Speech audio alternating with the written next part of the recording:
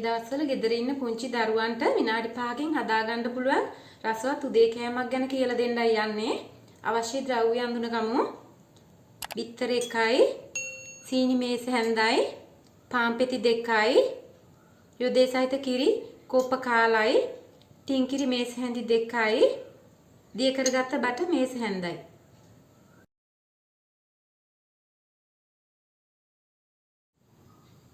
අපි දැන් බලමු කොහොමද හදාගන්නේ කියලා. කුඩා බෝල් එකක් අරගෙන බිත්තරේ දිය කරගත්ත බටර්, සීනි,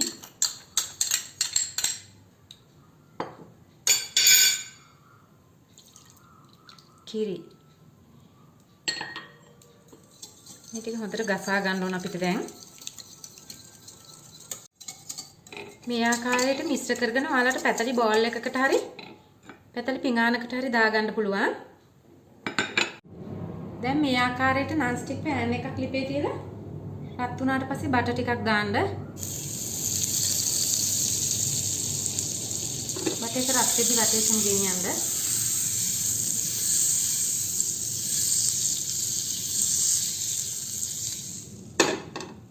දැන් අපි අර හදාගත්ත මිශ්‍රණය මත මේ පාන් පෙත්ත මේ ආකාරයට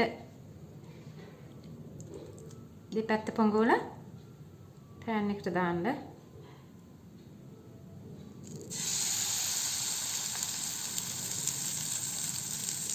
එක පැත්තක් විනාඩි 3 ගාන ටෝස්ට් කරගන්න. මේ ආකාරයට දෙපැත්තම විනාඩි 3 ගානේ ටෝස්ට් කරගත්තාට පස්සේ බා ගන්න. ඒ ආකාරයටම අනිත් පැත්තත් කරගන්න.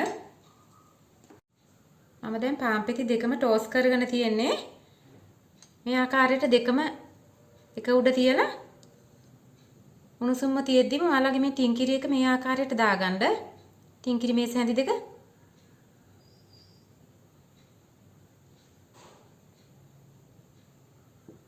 අද උණුසුම්ම තියෙද්දිම දරුවන්ට කන්න දෙන්න පුළුවන් ඔයාලට.